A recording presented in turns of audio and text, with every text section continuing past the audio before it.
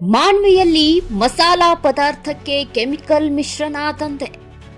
ಇಂತಹ ಪದಾರ್ಥ ತಿಂದರೆ ಹೃದಯಾಘಾತ ಗ್ಯಾರಂಟಿ. ಆಹಾರ ಸುರಕ್ಷತೆ ಗುಣಮಟ್ಟದ ಅಧಿಕಾರಿಗಳು ಭೇಟಿ ಪರಿಶೀಲನೆ. ಕಳೆದ 20 ವರ್ಷದಿಂದ ನಡೆಯುತ್ತಿರುವ ದಂಧೆ ಇದು. ಬೆಚ್ಚಿ ಬಿದ್ದ ಮಾನ್ವಿ ತಾಲೂಕಿನ ರಾಜ್ಯದಲ್ಲಿ ಹೃದಯಾಘಾತದಿಂದ ಜನರು ಸಾಯುತ್ತಿದ್ದಾರೆ ಎಂದು ಸರ್ಕಾರ ಬೆಚ್ಚಿಬಿದ್ದಿದೆ. ಆದರೆ ಮಾನ್ವಿಯಲ್ಲಿ ಮಸಾಲಾ ಪದಾರ್ಥಕ್ಕೆ ನಿಷೇಧಿತ ಕೆಮಿಕಲ್ ಮಿಕ್ಸ್ ಮಾಡಿ ಜನರನ್ನ ಸಾಯಿಸುವ ದಂಧೆ ಬಯಲಾಗಿದೆ. ರಾಯಚೂರು ಜಿಲ್ಲೆಯ ಮಾನ್ವಿ ಪಟ್ಟಣದ ಇಸ್ಲಾಂ ನಗರದ ಪಾಳು ಬಿದ್ದ ಕಟ್ಟಡದಲ್ಲಿ ಮಸಾಲಾ ಪದಾರ್ಥಕ್ಕೆ ಕೆಮಿಕಲ್ ಮಿಕ್ಸ್ ಮಾಡುವ ವೇಳೆ ಸುತ್ತಮುತ್ತಲಿನ ನಿವಾಸಿಗಳು ಭೇಟಿ ನೀಡಿದಾಗ ಬಯಲಾಗಿತ್ತು. ಈ ದಂಧೆ ಕಳೆದ 20 ವರ್ಷದಿಂದ ನಡೆಯುತ್ತಿತ್ತು ಎಂದು ನಿವಾಸಿಗಳ ಆರೋಪವಾಗಿದೆ. ಇಂತಹ ದಂಧೆ ನಡೆಯುತ್ತಿದೆ ಎಂದ್ರೆ ಮಾನ್ವಿ ಜನತೆ ಮಸಾಲಾ ಪದಾರ್ಥ ತಿನ್ನಬೇಕಾದ್ರೆ ಭಯ ಬೀಳುವ ಸ್ಥಿತಿ ಬಂದಿತ್ತು.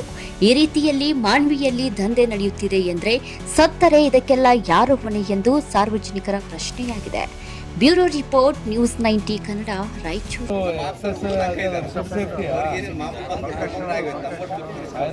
ಎಲ್ಲ ಮಾನ್ಯುವಲಿದ್ದು ವೇಸ್ಟ್ ಎಲ್ಲ ಪ್ಲಾಸ್ಟಿಕ್ ಚೀಲದಲ್ಲಿ ಕೊಡ್ತಾರೆ. ಯಾವುದು ಬಂದ್ ಮಾಡಿಲ್ಲ, ಬಣ್ಣ ಹಾಕೋದು ಬಂದ್ ಮಾಡಿಲ್ಲ. ಈ ಕಳ್ತನಗಳ ನನ್ನ ಹೆಸರು ಪಂಪಪತಿ ಅಡ್ಪದ ಅಂತೇಳಿ. ಈ ವಾರ್ಡಿನ ಈ ಜನ ಸೇರಿರ್ತಕ್ಕಂಥ ವಿಷಯ ಏನಪ್ಪ ಅಂತಂದರೆ, ಈ ಮುಖ್ಯವಾಗಿ ಅಡುಗೆ ಪದಾರ್ಥಗಳಲ್ಲಿ ಬಳಸಬೇಕಾದಂಥ ಕೆಲವು ಮಸಾಲ ಪದಾರ್ಥಗಳಲ್ಲಿ ಕೆಲವು ವ್ಯಕ್ತಿಗಳು ತಮ್ಮ ವ್ಯಾಪಾರದ ಉದ್ದೇಶಕ್ಕಾಗಿ ಸಾರ್ವಜನಿಕರ ಜೀವವನ್ನು ಬಲಿ ಕೊಡ್ತಕ್ಕಂಥ ಕೆಲವು ಕೆಮಿಕಲ್ ಪದಾರ್ಥಗಳನ್ನು ಇವತ್ತು ಬಳಸಿದ್ದಾರೆ ಅಂತೇಳಿ ಇವತ್ತು ಪುರಸಭೆ ಅಧಿಕಾರಿಗಳಾಗಿರ್ಬೋದು ಅಥವಾ ಫುಡ್ ಆಫೀಸರ್ಗಳು ಇನ್ನೇನು ದಾರಿಯಲ್ಲಿ ಬರ್ತಾ ಇದ್ದಾರೆ. ಈ ಎಲ್ಲರೂ ಯಾಕೆ ಸೇರಿದಾರಪ್ಪ ಅಂದರೆ ಜನರಿಗೆ ಕುತೂಹಲ ಇದೆ. ಯಾಕಂದರೆ ಈ ರಾಜ್ಯದಲ್ಲಿ ದಿನೇ ದಿನೇ ಹಾರ್ಟ್ ಅಟ್ಯಾಕ್ ಆಗಿರ್ಬೋದು, ಕ್ಯಾನ್ಸರ್ ಆಗಿರ್ಬೋದು ಅಥವಾ ಇನ್ನಿತರ ಮಾರಕ ಕಾಯಿಲೆಗಳಂತ ಸಾರ್ತಕ್ಕಂಥ ಜನರ ಸಂಖ್ಯೆ ಜಾಸ್ತಿ ಇದೆ.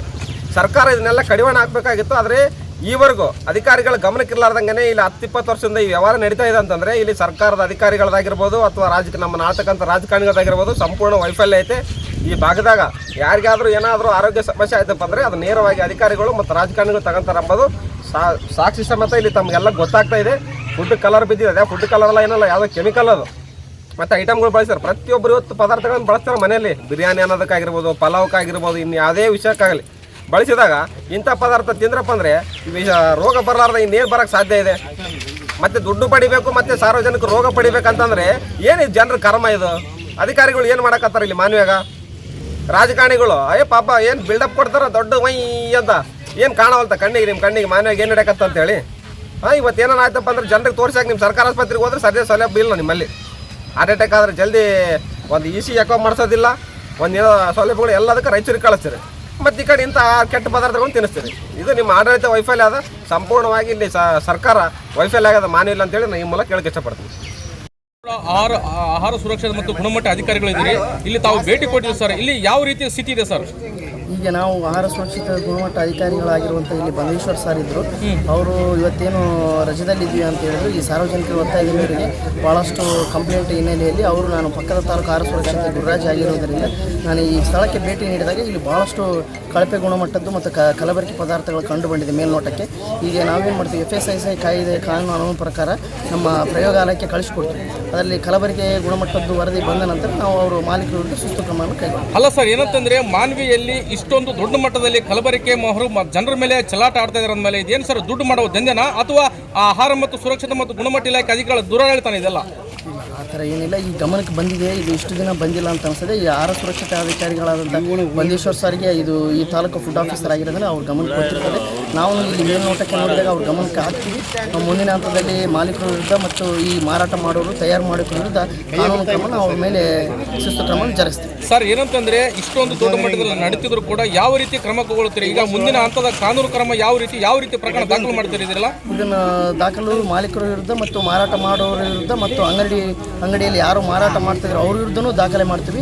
ಇದನ್ನು ನಮ್ಮ ಜಿಲ್ಲಾ ಅಂಕಿತ ಅಧಿಕಾರಿಗಳಾದಂಥ ಅವರು ಇದನ್ನು ಉನ್ನತ ವಹಿಸ್ಕೊಳ್ತಾರೆ. ಮತ್ತು ADC ಜಿಲ್ಲಾ ಅಪರ ಅಧಿಕಾರಿಗಳಾದ ಅವರ ಮುಖಾಂತರ ಇದನ್ನು ನಾವು ಕೇಸ್ ಫೈಲ್ ಮಾಡ್ತೀವಿ. ಅಲ್ಲ ಸರ್, ಇದು ಯಾರು ಇದು ದಂಧೆ ಮಾಡ್ತಿರೋ ಯಾರಾದರೂ ಏನಾದರೂ ಮಾಹಿತಿ ಬಂದಿದ್ದಾನ? ಏನು ಇದ್ರ ಬಗ್ಗೆ ನನಗೆ ಮಾಹಿತಿ ಬಂದಂತೆ ಈ ಸ್ಥಳಕ್ಕೆ ಸ್ಪಾಟಲ್ಲಿ ನೋಡಿದಾಗ ನನಗೆ ಇದು ಯಾರು ರಫೀಕ್ ಭೈ ಅಂತ ಅವರಿಗೆ ನಾನು ಕರೆ ಮಾಡಿದ್ದೀನಿ. ಅವ್ರು ಈ ಸ್ಥಳಕ್ಕೆ ಆಗಮಿಸಬೇಕಂತ ಹೇಳಿದ್ರೆ ಬರ್ತೀನಿ ಅಂತ ಹೇಳಿದ್ದಾರೆ. ಅವಾಗ ನೋಡೋಣ ಮುಂದಿನ ಹಂತದಲ್ಲಿ ಯಾರ್ಯಾರು ಮಾಲೀಕರಿದ್ದಾರೆ, ಇದರ ಮಾರಾಟ ಮಾಡುವವರು ಯಾರು, ಇದರದ್ದು ಇಂದ ಯಾರ್ಯಾರು ಇದ್ದಾರೆ ಅಂತ ಅದನ್ನು ಉನ್ನತ ತನಿಖೆಯಲ್ಲಿ ಒಳಪಡಿಸ್ತಾರೆ. ಅಂದರೆ ಈಗ ನಿಮಗೆ ಮಾಹಿತಿ ಬಂದ ಪ್ರಕಾರ ಏನು ದೊಡ್ಡ ಜಾಲ ಇದ್ದಾನೆ ಇದೆಲ್ಲ? ಈ ಮಾಹಿತಿ ಪ್ರಕಾರ ನನಗೆ ಗೊತ್ತಿಲ್ಲ, ಜಾಲ ಇದೆ ಏನಂತ ನೋಡೋಣ. ಅದು ಹಂತ ಹಂತವಾಗಿ ತನಿಖೆ ಮಾಡಿದರೆ ಗೊತ್ತಾಗುತ್ತೆ ಯಾವ ಥರ ಇದು ಇದೆ ಅಂತ ನೋಡ್ತೀವಿ.